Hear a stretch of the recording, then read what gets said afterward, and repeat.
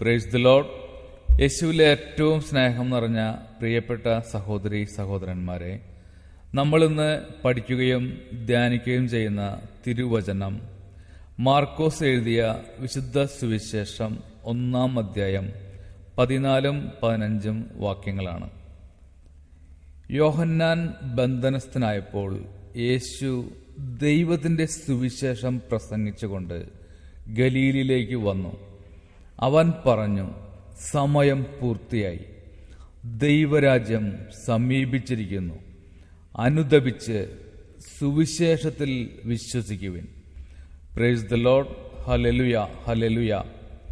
ഈ വചനം ശ്രവിക്കുന്ന നിങ്ങൾക്കെല്ലാവർക്കും സന്തോഷവും സമാധാനവും നിറഞ്ഞ നല്ലൊരു ശുഭദിനം ആശംസിക്കുന്നു, പ്രാർത്ഥിക്കുന്നു.